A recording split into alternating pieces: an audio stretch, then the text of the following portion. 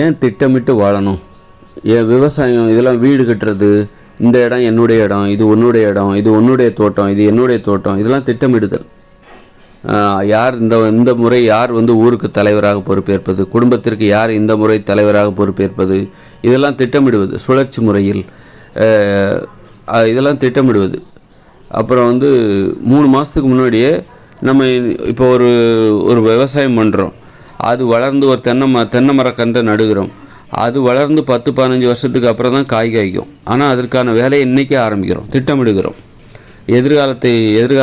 எதிர்கால உணவு தேவையை பூர்த்தி செய்வதற்காக இப்போவே நம்ம திட்டமிடுகிறோம். ஒரு மரத்தை நடுகிறோம், மாமரக்கன்று நடுகிறோம்.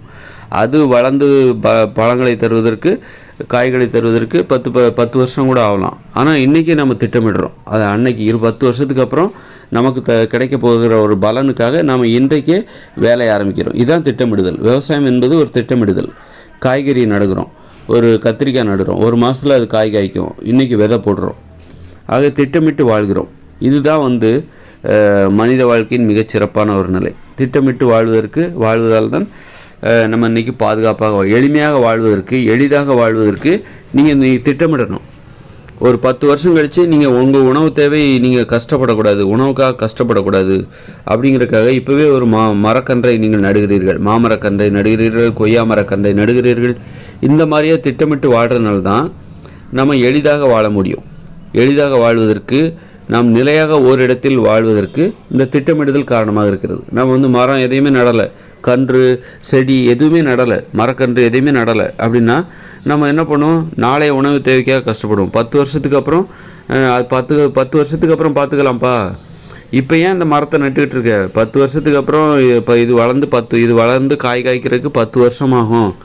10 வருஷம் கழித்து கிடைக்க போகிற உணவுக்காக இப்போயே நீ ஏன் நட்டுக்கிட்டு இருக்கிற? அது 10 வருஷம் கழித்து பார்த்துக்கலாம் அப்படின்னு சொல்லிட்டு நம்ம எதுவுமே இந்த மாதிரி விவசாயம் பண்ணாமல் இருந்தோம்னா நம்ம நாளைய உணவு தேவைக்காக அலைஞ்சு தெரிஞ்சுக்கிட்டு இருப்போம், நாடோடிகளாகிடுவோம். அப்புறம் குடும்பமாக ஒன்றா இருக்க முடியாது. ஒரு குடும்பத்தில் உள்ள ஒவ்வொருத்தரும் 4 திசைக்கு, நீ அந்த திசையில் போய் உணவு தேடு, நீ இந்த திசையில் போய் உணவு தேடு, போனவங்க திரும்பி வருவாங்கன்னு சொல்ல முடியாது. இவன் எங்கே போனானோ தெரியலையே, உணவு தேடி போன இடத்துல என்ன ஆச்சோ தெரியலையே அப்படின்னு சொல்லிட்டு அந்த ஒரு பயம் வந்துடும். அப்போ நம்ம நிலையாக ஒரு இடத்தில் வசிப்பதற்கு திட்டமிடப்பட்ட ஒரு வாழ்க்கை காரணமாக இருக்கிறது. திட்டமிட வேண்டும். இது உனது நிலம், இது எனது நிலம், விவசாயம், பகிர்ந்து உண்பது, இதெல்லாம் திட்டமிட்ட வாழ்க்கை. நாம் நாடோடிகளாக வாழ்வதை தவிர்க்கக்கூடிய ஒரு நடைமுறை. உறவினர்களாக, நமது நண்பர்கள் நமக்கு பக்கத்திலே இருக்கணும். நமது உறவினர்கள் நம்ம தினம் அவங்கள பார்க்கணும், நமது குடும்பத்தினர். அப்போ அதுக்கு நம்ம நிலையாக ஒரு இடத்தில் வசிக்க வேண்டும். அப்போ தான் நம்ம நண்பர்களையும் உறவினர்களையும் எல்லாம் தினம் பார்க்க முடியும். அதுக்கு என்ன தேவை அப்படின்னா திட்டமிட்ட ஒரு வாழ்க்கை தேவை.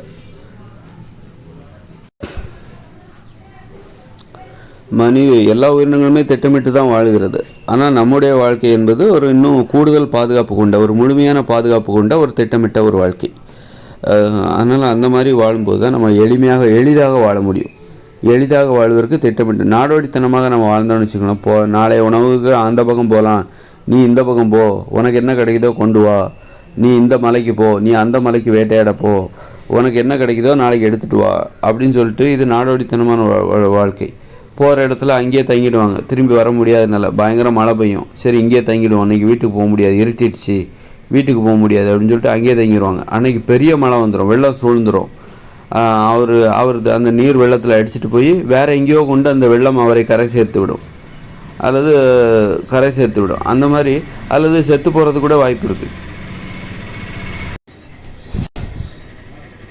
இப்படி நாடோடித்தனமாக வாழ்ந்தால் ஒருத்தர் நீ கட்டாயமாக வீடு திரும்புவார், வீட்டை விட்டு வெளியே போகிறவர் கண்டிப்பாக வீடு திரும்புவார்னு சொல்லவே முடியாது. அதனால் திட்டமிட்டு நம்ம வாழ வேண்டும். அப்போ தான் உறவு முறைகள், நண்பர்கள், இவங்க எல்லாத்தையோடையும் நம்ம ஒற்றுமையாக ஒரு இடத்துல மகிழ்ச்சியாக வாழணும். திட்டமிட்டு வாழ்கிறது கொஞ்சம் கஷ்டம்தான். அந்த கஷ்டத்தை அனுபவிச்சாதான் நம்ம பாதுகாப்பாகவும் மகிழ்ச்சியாகவும் வாழ முடியும். திட்டமிட்டு நம்ம விவசாயம் பண்ணுறது, அதில் தினமும் உழைக்கிறது, இது எல்லாமே கஷ்டம்தான். அதை விட எங்கே உணவு கிடைக்கிறதோ அங்கே தேடி போகலாம்ல, அது காய்ச்சி கிடக்கும், பறித்து சாப்பிட்லாம். தானாக முளைச்சி வளர்ந்து ஒரு மரம் காய்த்து கிடக்கும், அங்கே போய் பழத்தை பறித்து சாப்பிட்லாம். அப்போ சண்டைகள் வரும்.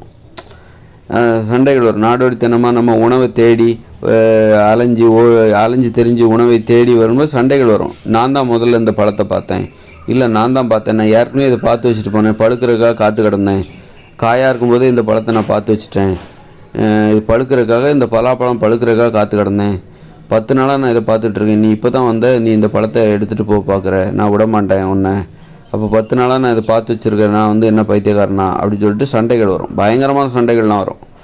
அப்போ மனித வாழ்க்கையில் அமைதி இல்லாமல் போயிடும். அப்போ நாடோடித்தனமான வாழ்க்கை என்பது அமைதி இல்லாமல் போவதற்கு காரணம். மனித உறவு முறையில் வந்து நமக்கு வெறுப்பு வந்துடும். யாருமே வந்து எல்லாருமே சுயநலவாதிகளாக நமக்கு தெரிய ஆரம்பிச்சிருவாங்க. அன்பு என்பதே இல்லாமல் போய்விடும். அப்புறம் வந்து மனுஷங்க மேலே வெறுப்பு ஏற்பட்டுச்சுன்னா என்ன பண்ணுவோம், நமக்கு குளிக்க மாட்டோம். ஏன்னா குளிக்கிறது மற்றவங்க நம்மளை வந்து தப்பாக இடப்பட்டுறக்கூடாதுங்கிறதுக்காக தான் நம்ம குளிக்கிறோம். பல் விளக்குறது, இது எல்லாமே வந்து மற்றவங்க நம்மளை வந்து தரக்குறைவாக மதிப்பிட்டு விடக்கூடாது.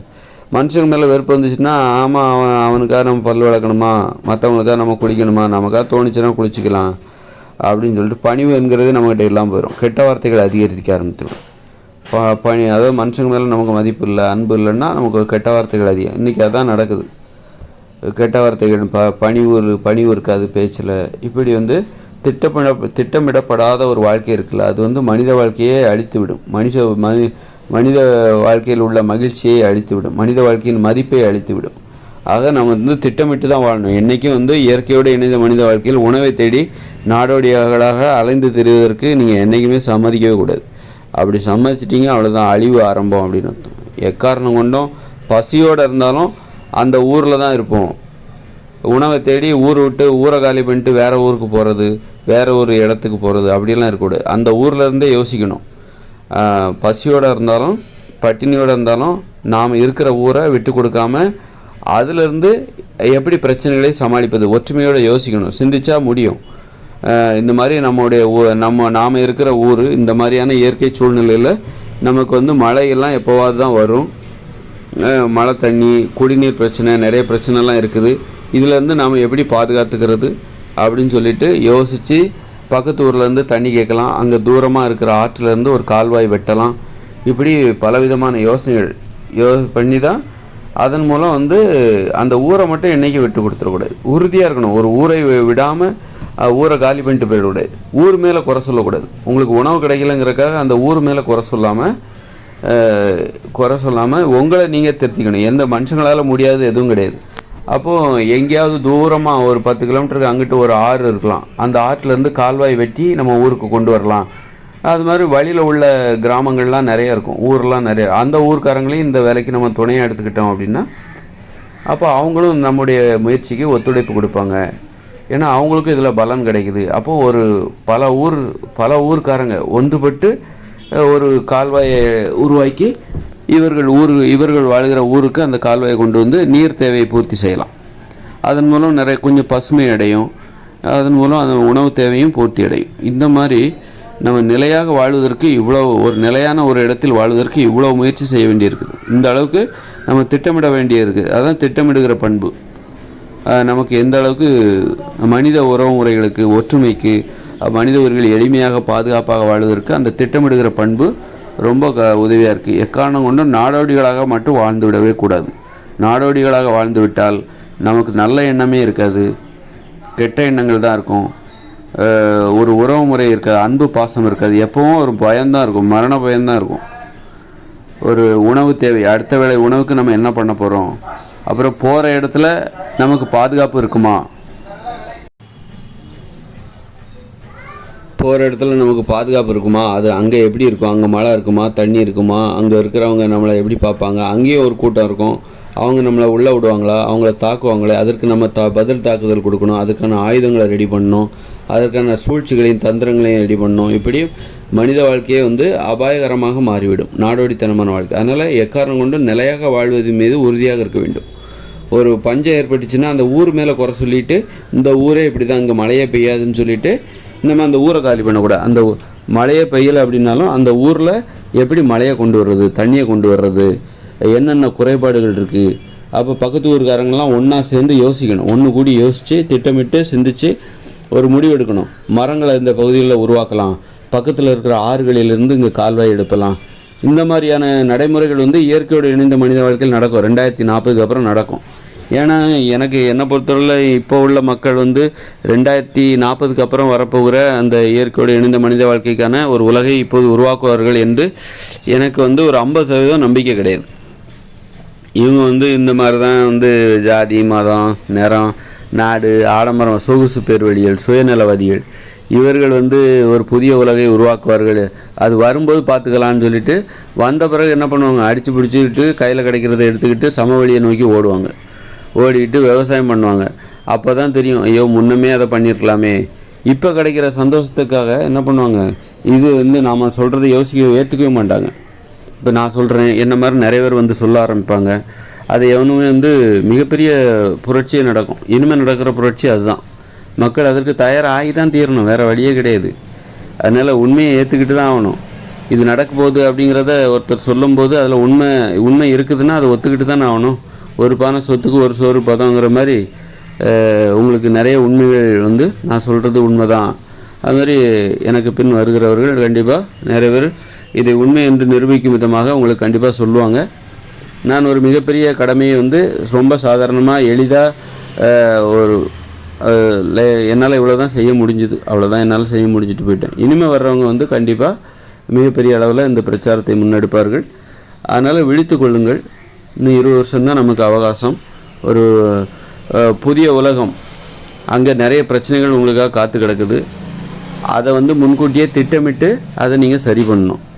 இல்லைன்னா நீங்கள் அங்கே போய் அவஸ்தைப்படுவீங்க. இந்த மாதிரி தான் தண்ணி தேவைக்காக 10 கிலோமீட்டர் 15 கிலோமீட்டர் அங்கிட்டு இருக்கிற ஒரு ஊரில் இருந்து கால்வாய் வெட்ட வேண்டிய நிலைமை வரும். கால்வாய் வெட்டி நீங்கள் வந்து உங்கள் ஊருக்கு தண்ணி எடுத்துகிட்டு வரணும், தண்ணி தேவையை அதன் மூலம் பூர்த்தி செய்யணும்.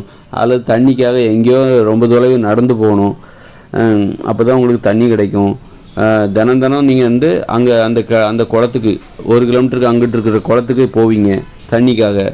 அந்த குளமும் அசுத்தமாகிடும். அங்கே வந்து குண்டி கழுவுவாங்க, இருந்துட்டு குண்டி கழுவுவாங்க.